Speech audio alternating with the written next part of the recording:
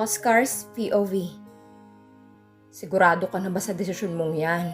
Magiging masaya ka ba kapag itinuloy mong annulment? Tanong ng ate Sheila niya sa kanya. Hindi siya sigurado at hindi siya magiging masaya. Pero kung yun naman ang makakapagpalaya kay Danica sa sakit na naibigay niya dito, gagawin niya. I've no choice. Parang may dumagan sa puso niya nang sabihin yon. Wala nga ba? Nakangiting saad pa ng babae. Minsan ko na rin sinukuan ng Kuya Paulo mo at ako lang din ang nahirapan.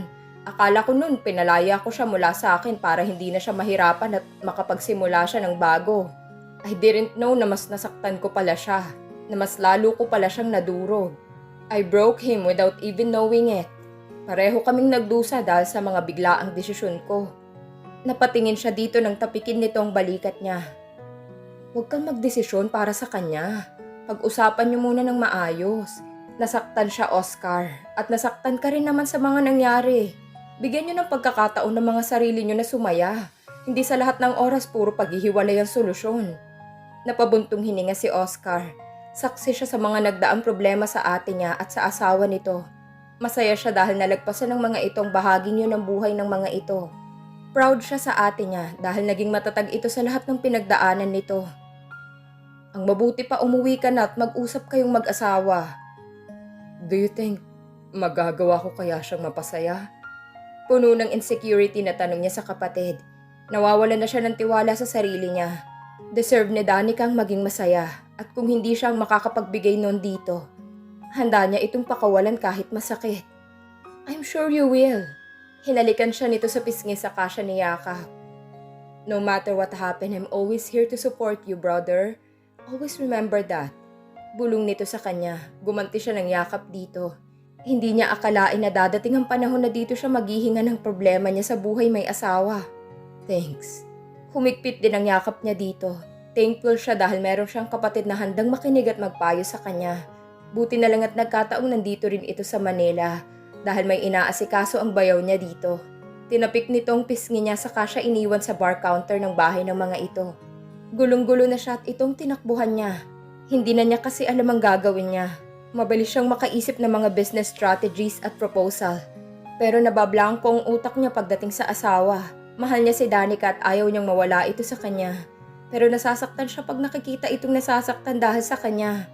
Pero tama ang ate niya. Hindi siya dapat nagdedesisyon para kay Danica. Naalala niyang sinabi ni Danica kanina bago umalis. Kung aalis ka, umalis ka. Huwag mo akong tanungin ng ganyan. Huwag kang umalis ng dahil lang sa gusto ko. Dahil ayokong marinig na kaya ka umalis ng dahil sa akin. Huwag mo akong gawing dahilan para iwan uli ako. Gusto niyang isiping ayaw rin itong umalis siya. Pero ayaw niya namang umasa. Kung aalis ka, pwede bang huwag ka na magpaalam? Huwag mo na ring sabihing mahal mo ko kung iiwan mo lang uli ako. Nakakapagod na, Oscar. Napahawak siya sa batok niya. Pwede niya na bang isiping sign niyo na ayaw rin itong umalis siya? Ang mabuti pa umuwi na siya at harapin ng asawa. Kakausapin niya ito. Hihingi siya ng second chance kahit pa lumuhod siya sa harapan nito gagawin niya. Danica's POV. Nagawa niya ng linisin ang buong kondo niya. Nakapagluto na rin siya. Si Oscar na lang ang kulang. 8:00 na ng gabi pero wala pa ito. Nag-uumpisa na siyang makaramdam ng takot. Maghapon niya itong hindi makontak tapos hanggang ngayon wala pa ito. Yung feeling na baka hindi na ito umuwi sa kanya ay halos ikahibang na niya. Gustong gusto niya nang tawagan ng mga kamag-anak nito pero naalala niyang wala nga pala siyang kontak sa mga yon. Nahihilo na siya kakabalik lakad sa sala. Kaya naman sumalampak na siya sa sopa at binuksan ng TV. Pinipilit niyang ibaling doon ang atensyon niya para makalimutan niya ang oras at hindi siya makaisip ng kung ano habang inaantay ang asawa. Uuwi siya. Pagpapalakas niya ng loob sa sarili. Uuwi siya kung hindi, palalayasin ko siya pag hindi siya umuwi ngayon. Kaya dapat umuwi siya. Nanggigigil na kinagat-kagat niya ang dulo ng remote na ilipat tuloy sa ibang channel ang TV. Hindi niya na pinagkaabalahang ilipat uli iyon. Inis na ibinato niya ang remote. Saglit na nalibang na siya sa pinapanood. Isa yung horror movie. Nawiwili siya sa panonood dahil feel na feel niya yung takot ng bida sa palabas. Halos hindi na nga siya makatayo kahit nasi CR na siya. Hindi niya ring magawang lumingon dahil natatakot siyang baka may katabi na siya. Nagring ang telephone sa movie at dahan-dahan yung nilalapitan ng bida. Napapapitlag siya nang bigla ring tumunog ang telepono niya. Napalunok siya. Nagtatalo ang loob niya kung lalapitan ba yon. Para kasing napako na ang katawan niya sa sofa. Huminga muna siya ng malalim. Baka si Oscar ang tumatawag. Kaya kahit takot, dahan-dahan siyang umisod papalapit sa dulo ng sofa kung nasaan ang maliit na table na pinagkakapatungan ng telepono. Napatingin siya sa pinanonood. Aabutin na rin ng bida ang telepono nang may kumatok. Lalo siyang kinilabutan nang bigla ring may kumatok sa pintuan niya. Gumalaw ang siradura ng pinto niya gaya ng nangyayari sa horror movie na pinanonood niya. Halos hindi siya humihinga nang unti-unting bumubukas ang pintuan niya. Dinig niya pang nakakatakot na langit-ngit ng pintuan. Hindi niya na nga lang alam kung sa pintuan niya ba galing ang tunog na yun o sa pinanonood niya. Tumaas na ata ang lahat ng balahibo sa katawan niya at nalalaki na ang ulo niya sa sobrang takot. Nang tuluyang bumukas ang pintuan. Napapikit siya at napasigaw ng malakas sabay dampot ng telepono at bato sa gawin ng pintuan. "Mami!" Sigaw niya. Naramdaman niyang may humawak sa magkabilang braso niya, kaya malakas na sinampal niya ang kung sino mang humawak sa kanya. Naririnig niya ang lagabog, kasabay noon ang pag-aray ng isang lalaking nasaktan. Dahan-dahan siyang nagmulat ng mga mata, at napasinghap siya nang makitang nasa sahig si Oscar, habang hawak ang pisngi nito. "Oh, Oscar?" Nangilid ang luha niya. Akala niya minumulto na siya. Bigla niya itong tinalon sa kaniyakap ng mahigpit. Takot na takot siya kanina. Akala niya aatakihin na siya sa sobrang takot niya. Humagulhol siya sa leeg nito na parang bata. Wala siyang pakialam kung nasasaktan niya na ito sa sobrang higpit na yakap niya sa leeg nito. "Shh! Tahan na. Ano bang nangyayari sa'yo?" Masuyong bulong nito sa kanya. Sumisinghot-singhot na sinagot niya ito. "Kainis kasi yung horror movie na yan. Nakakatakot." Sumbong niya dito. Narinig niya itong tumawa saka siya hinapit at niyakap ng mahigpit. "Kaya nga horror eh. Nakakatakot talaga yan." Tatawa-tawang wika nito sa kanya. Natawa na rin siya. Tumigil na siya sa pag-iyak. Hindi na rin siya natatakot pero hindi niya magawang umalis sa tabi ng asawa. Iniyakap niya lalo ang muka sa leeg nito at inamoy yon. Namiss niya ito. Namiss niyang yakapin ito ng walang galit o anuman sa puso niya. Namiss niyang maging ganito kalapit sa asawa niya. "Namiss kita." Hindi niya napigilang bulong niya dito. Sana lagi tayong ganito.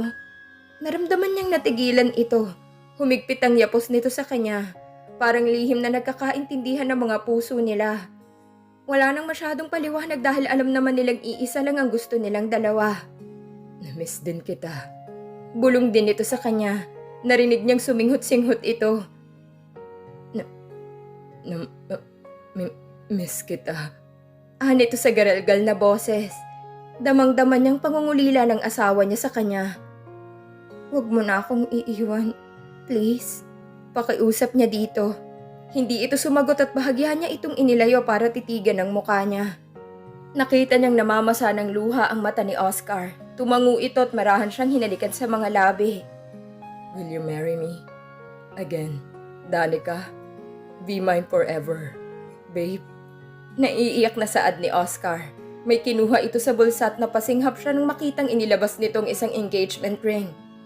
"Will you let me to be your husband again?" Puno ng pag-asamang mga mata nito. Nakatingin sa kanya.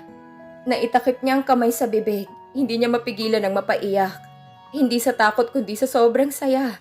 Sunod-sunod siyang napatango. Yes, Oscar. I will marry you." Naiiyak na saad ni Danica. Niyakap niya ito ng mahigpit. Yes, she's more than willing to be his wife again. Not because someone forced her, but because it's her heart's desire. She wanted to be his wife. For real. "I'm not going to say I love you, but I will never ever leave you for the rest of our lives. Let me show you how much you mean to me." Madamdaming wika nito sa kanya. Wala siyang ibang masagot kundi ang pagtango. Ngayon susugal siya at sisiguraduhin niyang mananalo siya. Mahal niya ito. Mahal na mahal. And she's willing to take the risk. After all, manalo o matalo, wala siyang pagsisisihan. Oscar is worth fighting for. Isinusuot nitong singsing sa daliri niya. Saka siya muling hinalikan sa mga labi. Masuyo at puno ng pagmamahal. "Tara, hayaan ito sa kanya." "Saan?" Nagtatakang tanong niya dito. "Kain tayo sa labas. Let's celebrate this." Nito at itinaas ang kamay niya may suot ng singsing. Wag na, dito na lang tayo. Niya dito. Okay. Pili yung saad nito sabay taas baba ng kilay. Gusto mo bang magpa-order na lang tayo? Hindi pa ako kumakain eh. Umiling si Danica. Wag na, nagluto ako ng dinner.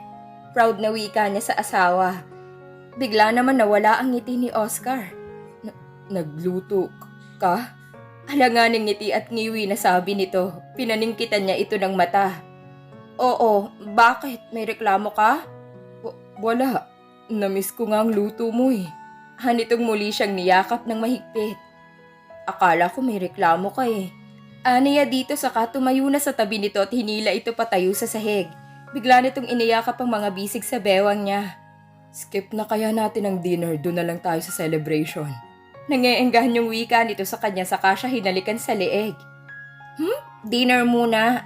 Bumuntong hininga ito at malungkot na tumango. Okay, dinner muna. Napangiti siya at pinisil ang pisngi nito. Kaya mahal na mahal na mahal na mahal kita eh. Kitang-kita niya na nanlaki yung mga mata nito. Mahal mo ko? Hindi makapaniwalang saad ni Oscar. Oo, ikaw lang eh. Ayaw mong maniwala. Nagtatampong saad ni Danica. Lumungkot naman ang mukha nito. I'm sorry. Niyakap niya ito. Pwedeng mag-away lang tayo at wag maghihiwalay. Magselos ka lang pero wag na wag mo akong iiwan. I promise, kahit anong mangyari hindi kita iiwan. Pero pwede bang magpa-order na lang tayo ng pagkain? Nahampas niya ito sa balikat. Huwag kang maarte, sayang ang niluto ko. Inirapan niya ito. Napakamot naman ito ng ulo. Tinalikuran niya na ito at naunang maglakad papunta sa komedor. Nang makailang hakbang na siya, nilingon niya ito. Pag marami kang nakain, ako naman ang babawi sa'yo. Pili ang saad niya dito na kinindatan pa ito. Nanlaki ang mga mata nito at napalunok ng sunod-sunod. Asa na yung niluto mo na yan nang maubos na yan? Nito't nauna pang naglakad sa kanya papunta sa komedor. Natatawa naman na napailing si Danica. Napakasaya niya ng sandaling yon. Makalipas ang 1 taon. Saan pa tayo pupunta? Naiirit ang tanong ni Danica kay Oscar. Hindi ito umimik at nagpatuloy lang sa pagdadrive. Oscar, ano ba? Pinaiinit talaga ng asawang ulo niya. Nitong mga nakaraang araw ang bilis ng uminit ng ulo niya lalo na dito. Nandito na tayo. Natatawang sabi nito. Relax ka lang. Can I remove this blindfold? Inis na wika niya dito. Later, babe. Sagot nito sa kanya na halatang natatawa. Napahalukip-kip na lang siya. Naramdaman niyang bumukas ang pinto sa gawin niya. Tapos naramdaman niya ring inalalayan siya ni Oscar na lumabas ng kotse.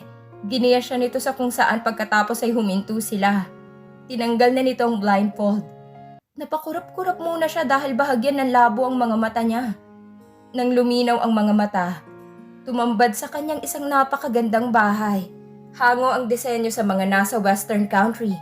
May mini garden sa labas na katulad ng nasa villa at meron ding pool siyang natatanaw. Nilibot niya ng tingin ang paligid. Pamilyar sa kanyang paligid. Nagtatakang tinitigan niya ito. Happy first wedding anniversary. Nakangiting wika nito at pinatakan siya ng halik sa labi. Napangiti naman si Danica. Ngayon ang unang taon ng kasal nila. Hindi sa kama kundi ng kasal nila sa simbahan. Ito ba yung bahay natin dati na sinunog mo? Natatawang pagpapatuloy nito. Napalabi si Danica. Pinasama mo kasi ang loob ko noon. Bigla naman dumaan ang guilt sa gwapong mukha nito. Alam na kasi nito na hindi totoong mga pictures na pinasa dito noon ni Marvin. Naipaliwanag niya na rin ang tagpo na inabutan dito noon. Halos sapakin nito ang sarili nang malaman nito yon. I'm sorry. Apologetic na wika nito. You should be. Nakairap na sagot niya dito. Saka iniyakap ang kamay sa leeg nito. Alam mo bang drum na luhang naiiyak ko noon? Naniningkit ang mga mata niyang tinitigan ito. Ako din naman eh. He smiled and he looked so adorable. Hindi niya napigilang pisilin ang pisngi nito. Ang cute-cute mo. Sana kasing bait mo si baby paglaki niya. Sabi niya sabay haplos sa tiyan niya. Napasinghap naman ito. Nang tingnan niya ito, nanlalaki ang mga mata nitong nakatingin din sa kamay niyang nasa tiyan niya. Buntis ka? Ngumiti siya dito. Oo, 2 months na. Akala mo ikaw lang may surprise, no? Last month ko pa alam na buntis ako. Hindi ko lang sinabi sa'yo dahil gusto kitang isurprise. Ngayong anniversary natin. Magiging daddy na ako? Hindi pa rin makapaniwalang wika ni Oscar. Oo nga, babe. Napatili siya nang bigla siya nitong buhatin at iikot-ikot. Ilang sandali pa'y ibinaba siya nito at hinalikan sa mga labi. Tumugon siya sa halik nito. At ipinaikot niya ang kamay niya sa leeg nito. Ang mga braso naman nito'y hinapit ang bewang niya.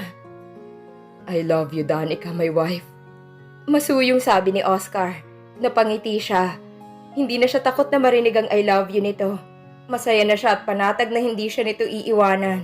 Kahit ilang libong beses pa itong mag-I love you sa kanya. Mahal siya nito at kahit kailan ay hindi niya pagdududahan yon. I love you too, Oscar. Niyakap siya uli nito.